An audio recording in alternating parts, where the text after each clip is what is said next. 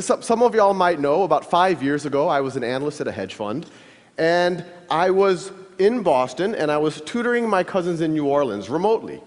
And I started putting the first YouTube videos up really just as kind of a nice to have, just kind of a supplement for my cousins, something that might, give them a refresher or something. And as soon as I put those first YouTube videos up, something interesting happened. Actually, a bunch of interesting things happened. The first was the feedback from my cousins.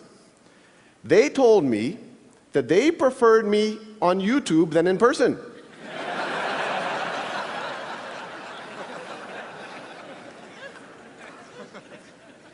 And once you get over the backhanded nature of that, there was actually something very profound there. They were saying that they preferred the automated version of their cousin to their cousin. At first, it's very unintuitive, but when you actually think about it from their point of view, it makes a ton of sense. You have this situation where now they can pause and repeat their cousin. Now they can, without feeling like they're wasting my time. They could, if they have to review something that they should have learned a couple of weeks ago or maybe a couple of years ago, they don't have to be embarrassed and ask their cousin. They can just watch those videos. If they're bored, they can go ahead. They can watch it at their own time, at their own pace. And probably the least appreciated, aspect of this is the notion that the very first time that you're trying to get your brain around a new concept, the very last thing you need is another human being saying, do you understand this? And that's what was happening with the interaction with my cousins before, and now they could just do it kind of in the intimacy of their own room. The other thing that happened is, I put them on YouTube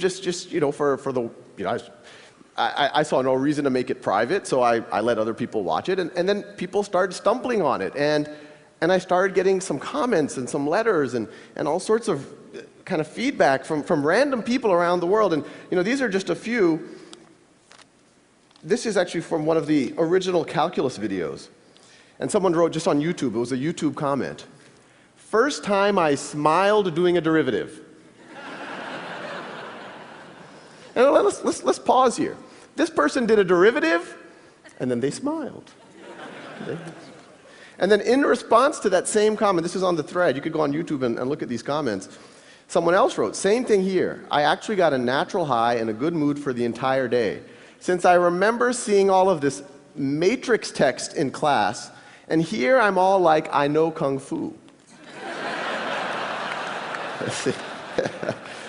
And we got a lot of feedback along those lines. It's clearly it was helping people. But then as the viewership kept growing and kept growing, I started getting letters from people, and it was starting to become clear that it was actually more than just a nice to have. This is just an excerpt from one of those letters.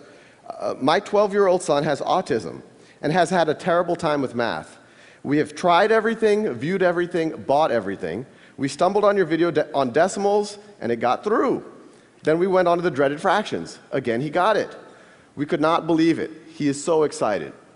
That not only would it help my cousins right now, or these people who are sending letters, but it could maybe that this content will never go old, that it could help their kids or their grandkids. If Isaac Newton had done YouTube videos on calculus, I wouldn't have to. The other thing that happened, and, even at this point, I said, okay, maybe it's a good supplement, it's good for motivated students, it's good for maybe homeschoolers, but I didn't think it would be something that would somehow penetrate the classroom. But then I started getting letters from teachers, and the teachers would write saying, we've used your videos to flip the classroom. You've given the lectures. So now what we do, and this could actually happen in every classroom in America tomorrow, what I do is I assign the lectures for homework, and what used to be homework, I now have the students doing in the classroom. And I want to pause here for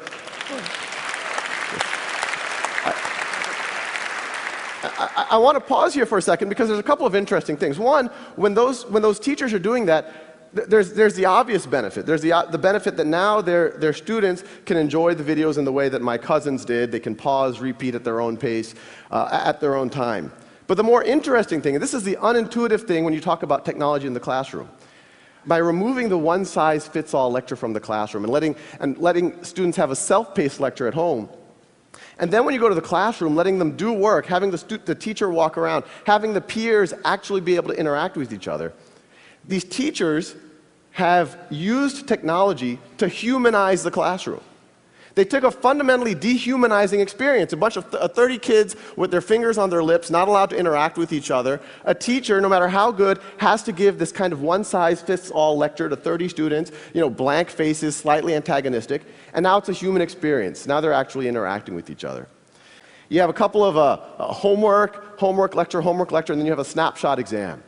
And that exam, whether you get a 70%, an 80%, a 90%, or a 95%, the class moves on to the next topic. And even that 95% student, what was the 5% they didn't know? Maybe they didn't know what happens when you raise something to the 0th power. And then you go build on that in the next concept. That's analogous to, imagine learning to ride a bicycle. And I give you a bicycle, maybe I give you a lecture ahead of time, and I give you that bicycle for 2 weeks, and then I come back after 2 weeks, and I say, well, let's see, you're having trouble taking left turns, you can't quite stop. You're an 80% bicyclist. So I put a big C stamp on your forehead.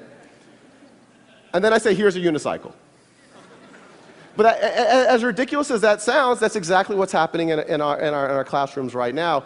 And the idea is, you fast forward and good students start failing algebra all of a sudden and start failing calculus all of a sudden, despite it being smart, despite having good teachers, and it's usually because they had these Swiss cheese gaps that kept building throughout their foundation. So our model is learn math the way you would learn anything, like the way you would learn a bicycle. Stay on that bicycle.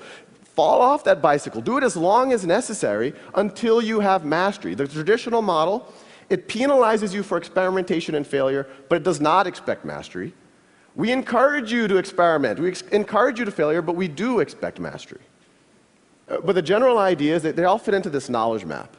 That top node right there, that's literally single-digit addition. It's like 1 + 1 is equal to 2. And the paradigm is, once you get 10 in a row on that, then it keeps forwarding you to more and more advanced modules. So if you this is further down the knowledge map, we're getting into more advanced arithmetic. Further down, you start getting into pre-algebra and early algebra. Further down, you start getting into algebra 1, algebra 2, a little bit of pre-calculus. And the idea is from this, we can actually teach everything. Well, everything that can be taught in this type of a framework. So you can imagine, and this is what we are working on, is from this knowledge map, you have logic, you have computer programming, you have grammar, you have genetics, all based off of that core of, okay, if you know this and that, now you're ready for this next concept. And so the teachers can actually diagnose what's wrong with the students so that they can make their interaction as productive as possible. So now the teachers know exactly what the students have been up to, how long they've been spending every day, what videos have they been watching, when did they pause the videos, what did they stop watching, what exercises are they using, what have they been focused on. The outer circle shows what the exercises they're focused on, the inner circle shows the videos they're focused on. And the data gets pretty granular, so you can actually see the exact problems that the student got right or wrong. Red is wrong, blue is right. The leftmost question is the first question that the student attempted. They watched the video right over there. And then you could see eventually they were able to get 10 in a row. It's almost like you can almost see them learning over those last 10 problems. They also got faster. The height is how long it took them. So, when you talk about self-paced learning, it makes sense for everyone. In education speak, differentiated learning.